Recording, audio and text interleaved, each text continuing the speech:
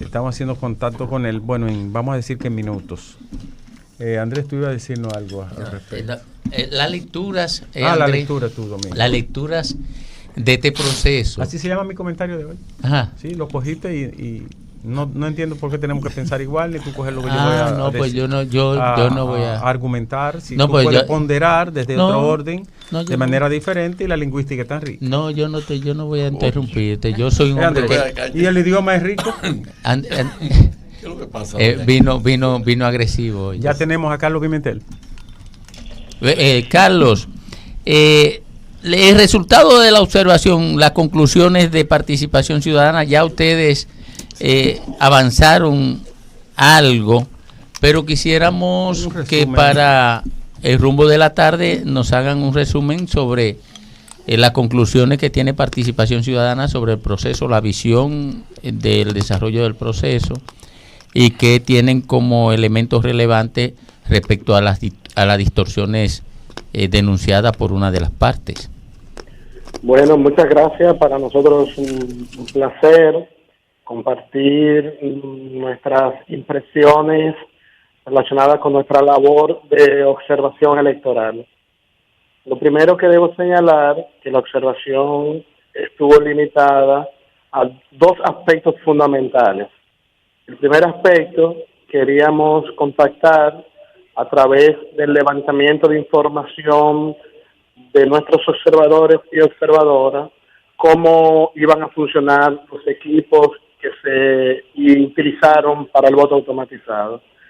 Y el segundo elemento estaba relacionado con la incidencia de delitos y crímenes electorales en el proceso electoral. Con relación al primer aspecto, hay varios elementos que nosotros debemos destacar. La concurrencia al proceso de primaria estuvo en alrededor de un 30% de los inscritos en el padrón electoral. Era la estimación que se tenía entre un 25 y un 30.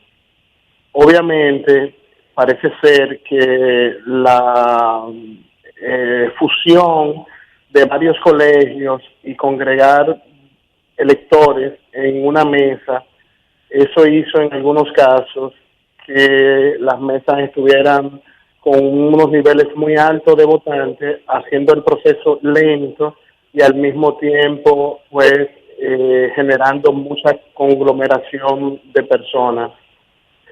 Nosotros debemos señalar que la Junta Central Electoral, con relación a la instalación de los equipos, cumplió el calendario que se había previsto, fueron desplegados todos el viernes, el sábado en la tarde estuvieron todos instalados, el domingo se inició la votación, en algunas mesas con retraso de media hora, 40 minutos, no convirtiéndose esto en algo que pueda generar alguna incidencia hacia el proceso.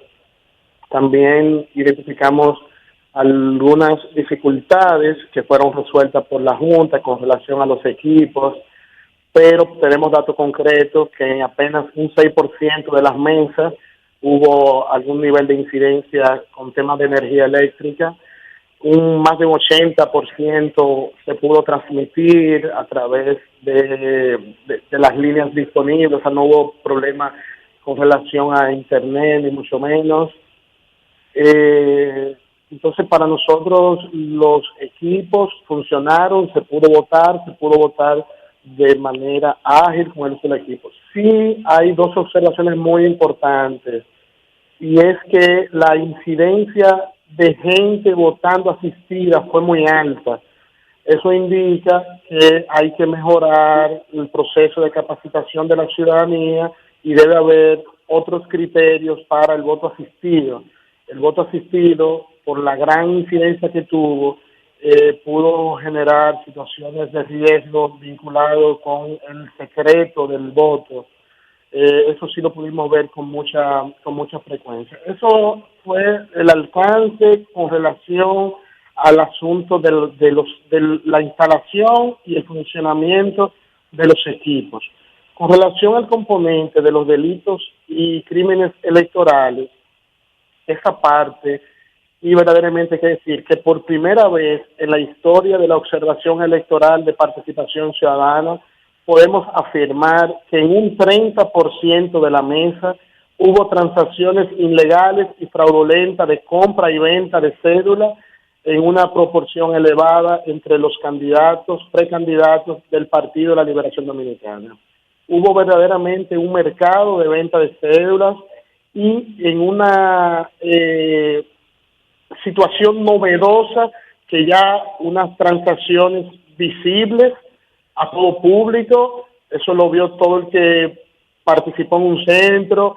Nosotros en algún momento registramos venta de cédula, pero era muy difícil identificarlo porque se cuidaban más, lo hacían, pero esta vez fue ampliamente abierto y verdaderamente eso sí es grave, es cruel, es indigno y es un crimen a la democracia y es un abuso al pueblo dominicano y a sus niveles de conciencia.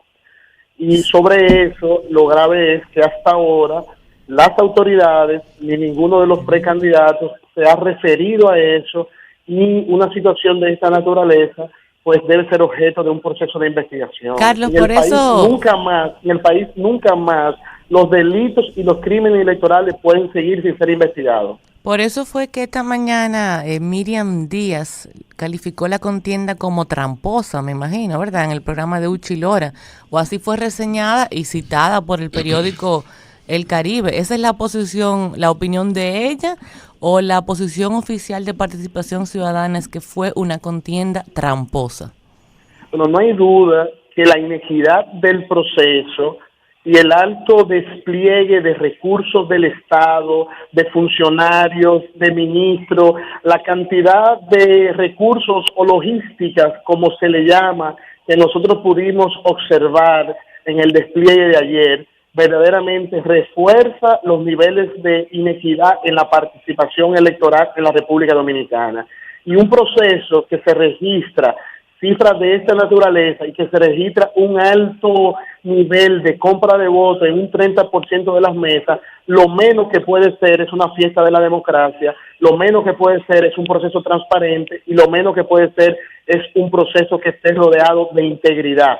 Por eso nosotros entendemos que con relación a la compra de cédula hay cantidad de pruebas y que perfectamente si en el país tuviéramos una procuraduría y una procuraduría especializada en los delitos y crímenes electorales, esto se estuviera investigando. Y cualquier otra denuncia que realicen los precandidatos deben ser investigadas. Aquí no puede quedar nada sin investigar y no puede quedar ninguna denuncia alegre y ninguna denuncia que no se confirme o se desmienta la veracidad de la misma.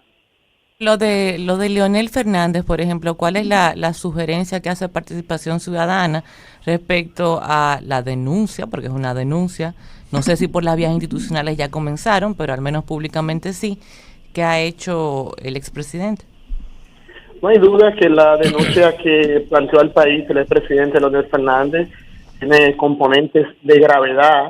Por eso nosotros estamos muy atentos al anuncio que hizo el expresidente ayer de que hoy sus técnicos iban a presentar un informe con las pruebas de que se instaló algoritmos, que hubo un fraude en el software. Esa denuncia debe ser documentada, esa denuncia debe ser probada, y el expresidente planteó que hoy iba a presentar eso al país. Eso es muy importante, y la Junta debe atender esa denuncia, inmediatamente la reciba, con la seriedad que eso amerita. La Junta debe estar igual abierta a cualquier proceso de expertise, de investigación, de los equipos, de los servidores, todo lo que sea necesario que permita atender esta denuncia tan seria y establecer la veracidad o no de ella es importante para la democracia y para el proceso electoral que el país vive, que será hasta mayo del próximo año. Entonces nosotros no queremos adelantarnos porque la observación nuestra no llega a un nivel de un expertise técnico que nos permita afirmar o descalificar lo que el presidente Leonel Fernández en el día de ayer denunció.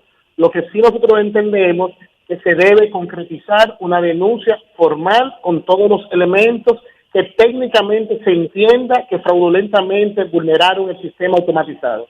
Carlito, Dos reflexiones para que tú hagas una valoración. Primero, abrir el conteo de las elecciones con una cantidad bastante considerable de personas todavía en el proceso de votación. Incluso hubo casos como en Barahona o Asua, donde las votaciones llegaron hasta las 10:30 de la noche.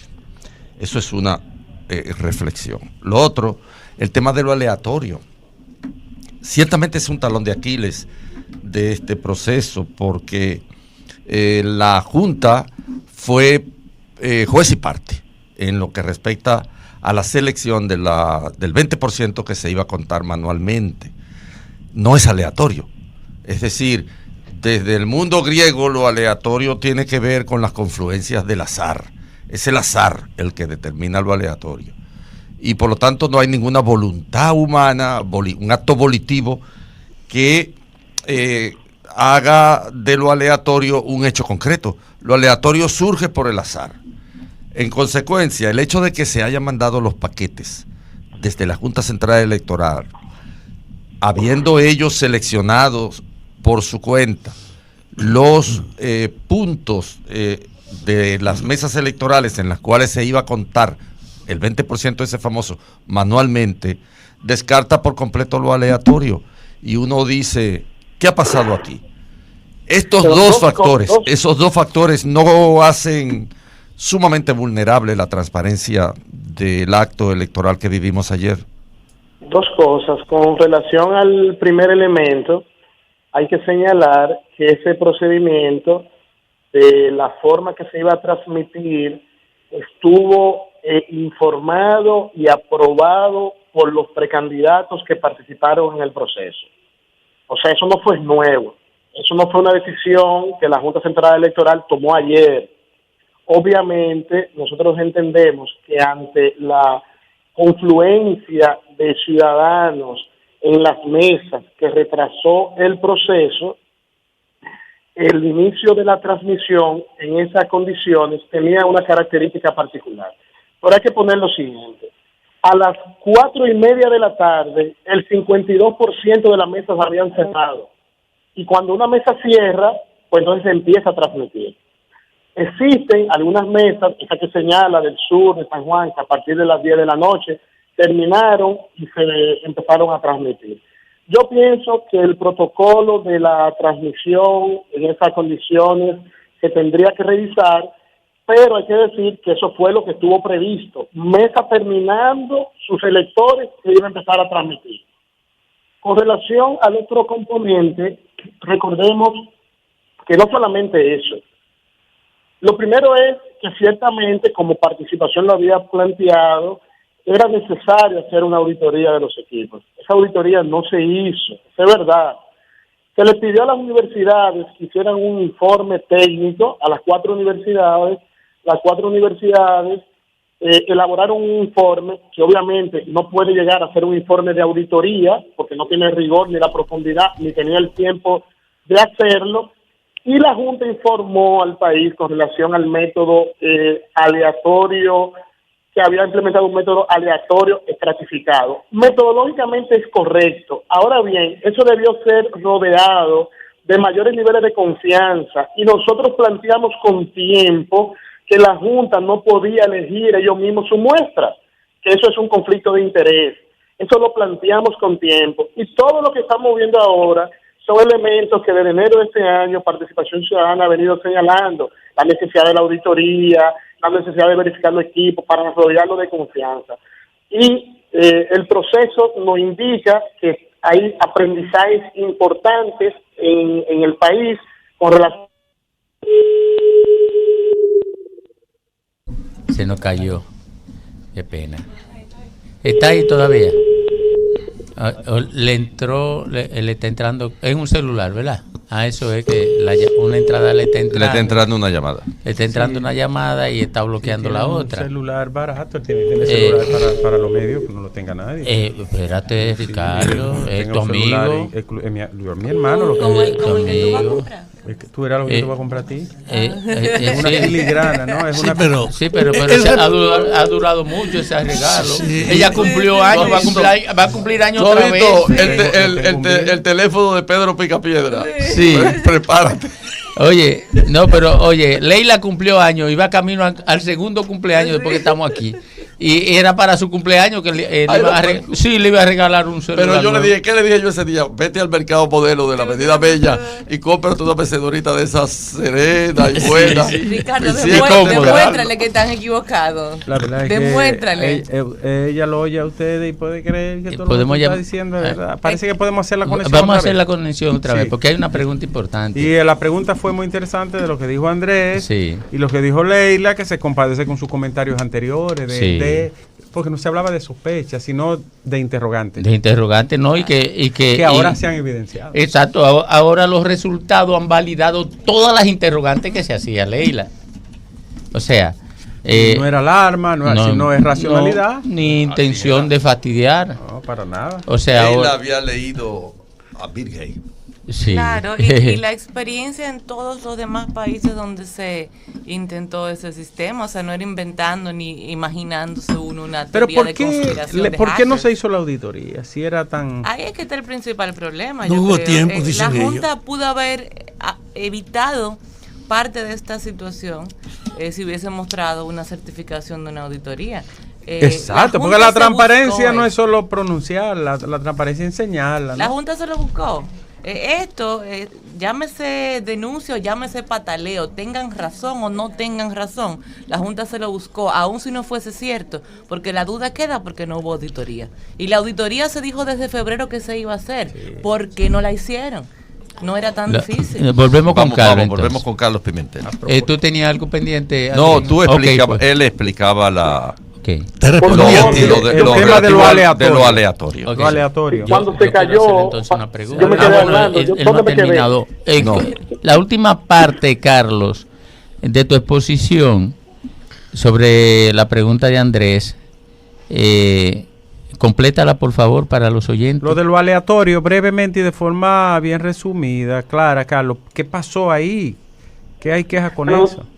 Nosotros habíamos señalado con relación al conteo manual, primero que un 20% era suficiente, aleatorio estratificado, eso fue lo que se hizo. Ahora bien, nosotros señalamos también que debía ser un tercero independiente que seleccionara la muestra, que condujera el proceso, que la Junta Central Electoral no podía ser juez y parte, no podía ser al mismo tiempo árbitro del proceso y al mismo tiempo conducir metodológicamente el método de prueba de contactación de la consistencia de la información. Eso nosotros lo planteamos y era saludable, y lo estamos viendo ahora, que la Junta no estuviera involucrado siendo la instancia que seleccionara la muestra y la implementara. Bien, finalmente por mi parte, Carlos, ¿habías cuenta de que el margen que define un ganador en el PLD es muy estrecho, ¿verdad? Poco más de un 1%. Las irregularidades podrían, si de comprobarse, podrían determinar una anulación de las elecciones internas del PLD. Yo pienso que hay que presentar las irregularidades, hay que verificar esas irregularidades y establecer los procedimientos que establece la ley de acuerdo a la gravedad de lo que se compruebe y de las irregularidades que se demuestren. Okay. Bien. Carlos, muchas gracias. Gracias. ¿Cómo no? Por estos minutos y por arrojarnos luz sobre este informe ya resumido. Usted tiene un informe final, ¿verdad? Sí, hicimos ayer 2 informes y vamos a tener un informe final de la primaria que todavía, mientras estemos en esta situación, no podemos cerrarlo. Correcto. Muchas gracias, Carlos Pimentel, director ejecutivo de Participación Ciudadana, amigo de todos nosotros. Cómprate un teléfono privado para que no te interrumpan cuando a ti te llaman mucho. Y si tú tienes dificultad, habla con nosotros. Que participación. El rumbo de la tarde te lo dona. A su orden siempre. La propuesta de las tardes que a ti te formará es el rumbo de la tarde. Los Trigales, lo mejor en pastelería. Todo tipo de postres y bizcochos. Tenemos también comida empresarial, menú a la carta y todo tipo de picaderas. Visítanos, calle Olof Palmer, esquina